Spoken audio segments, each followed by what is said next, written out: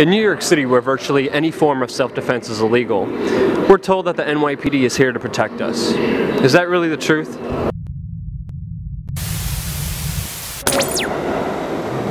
Does the NYPD make you feel safe? Sometimes. The NYPD? Sure I do, yeah. I haven't had any problems in the city. Absolutely. Totally safe. What I've seen, the crime rate has gone down, so I do feel safe. Say there was a hypothetical situation when you were on a subway and you were being attacked and the NYPD was there. Would the NYPD come to your aid? Probably. Absolutely. Yes, I would. I'd expect the police officer to intercede, yes. Yes, I hope so.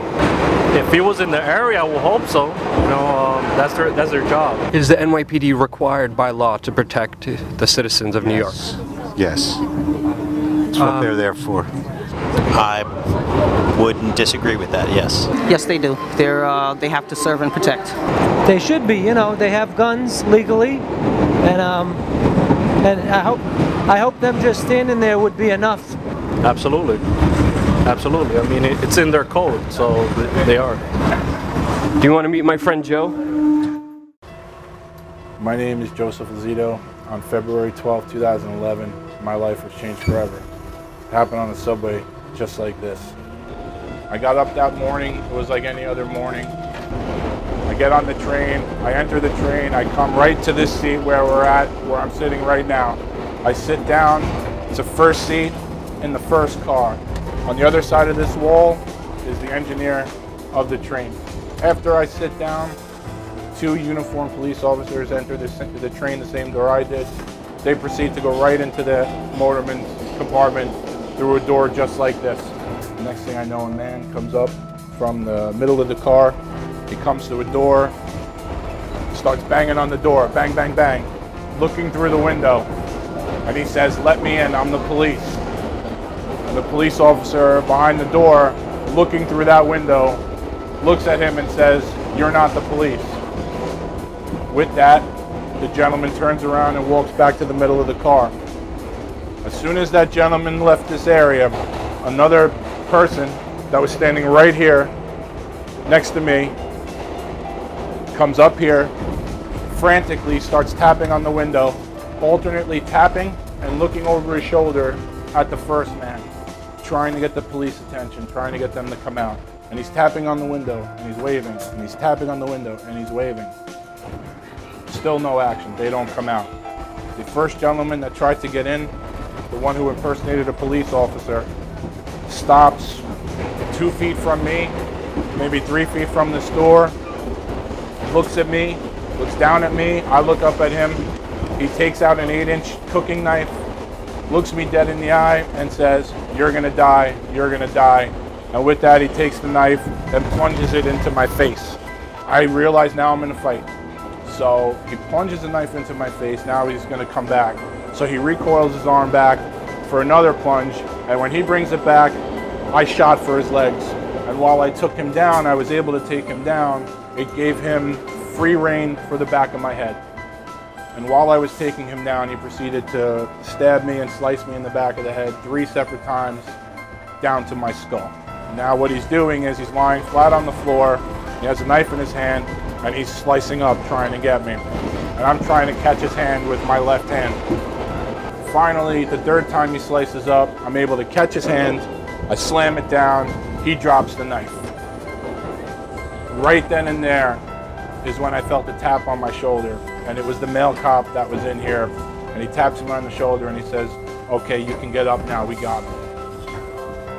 So at this point, the blood is pouring out of me worse than any horror movie I've ever seen. So I get up and I sit in the seat right over there, basically diagonal from me. And now I'm basically sitting here like this, and the blood is just pouring out of my head.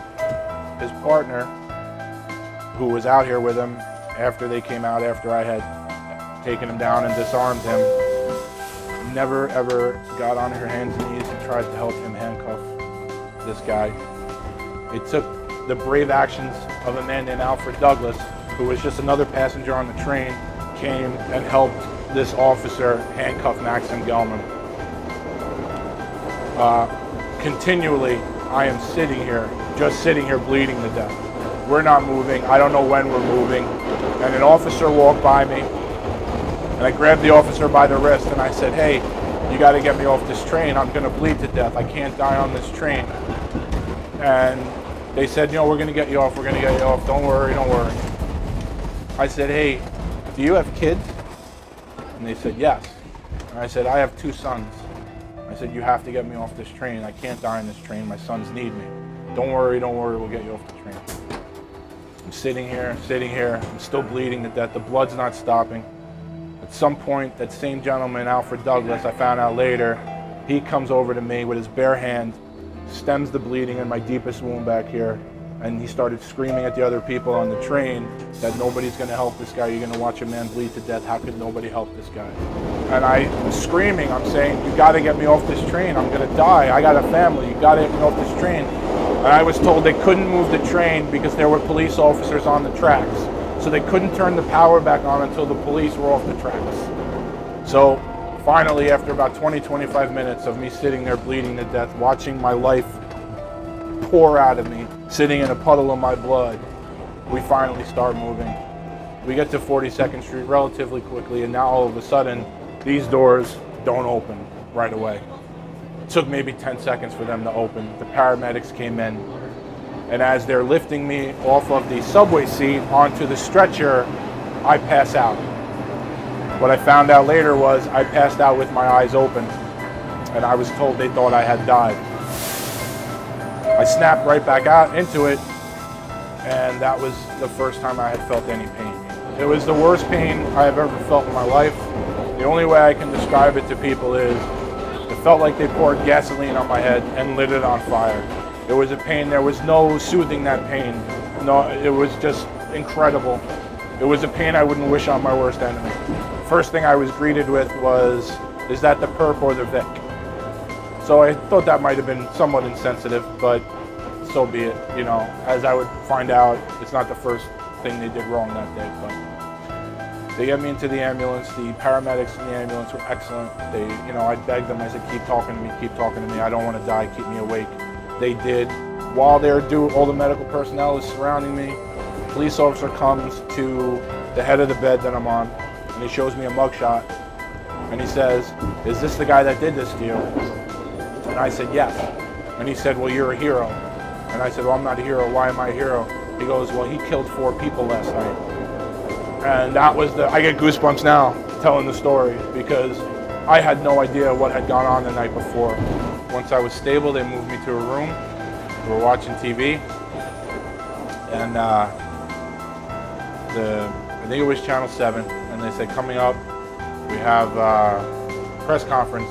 Mayor Bloomberg and Commissioner Kelly talking about the apprehending of Maxim Gelman. So I look at my wife and I say, oh, this will be interesting. Let's see what they say. And so we're watching it, and I heard Mayor Bloomberg and Ray Kelly say, thanks to the swift action of New York Police Department and off-duty police officer Marcelo Razzo, we were able to apprehend Maxim Gelman on number 3 train this morning, and he's in police custody. And my wife and I sat there, and we were waiting for them to say anything about me, and they did. I was victim. I was not part of the capturing. I was not part of the taking down. I was not part of the disarming.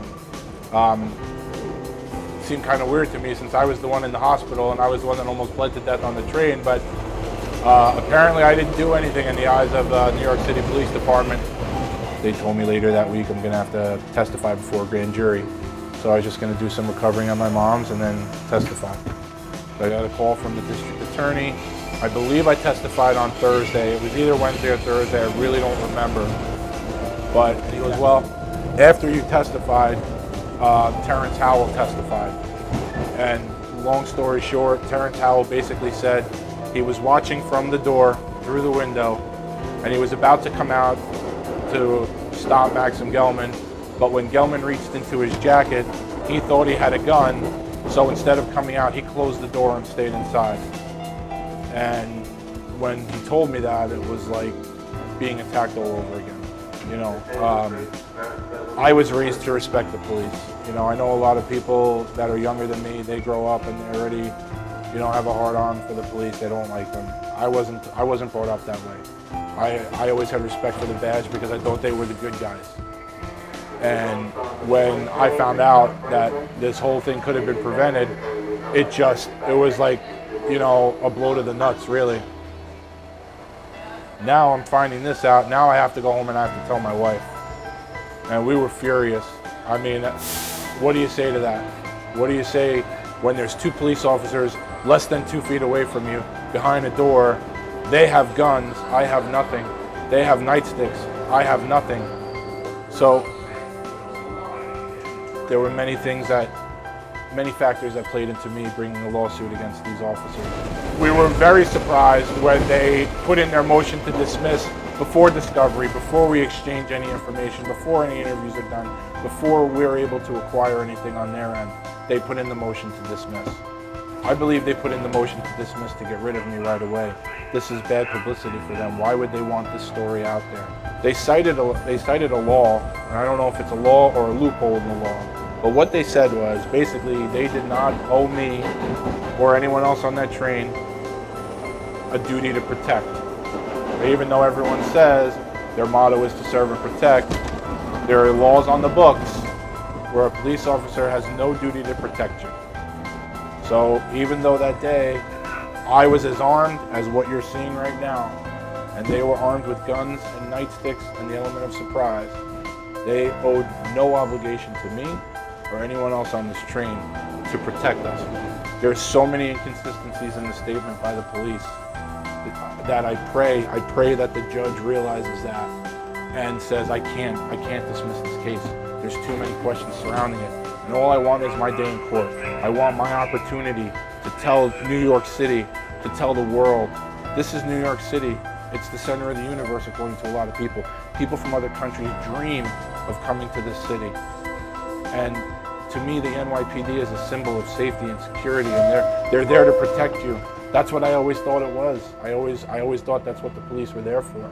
And now I know, because of my case, the police don't have to do anything. So what they did that day by staying in there and not coming out until I had control of Max and Gelman, until I had disarmed them, in the eyes of the city of New York, in the eyes of the state of New York, is perfectly okay. And there's something wrong with that. If that really is the case, the system is flawed. Something has to change with the system.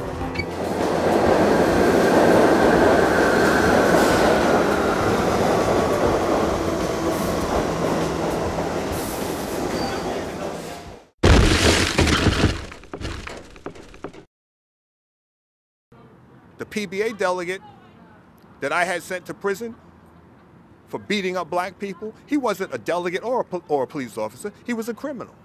He was navigated by William Rodriguez, who ended up opening up the door that saved his life on that fateful day.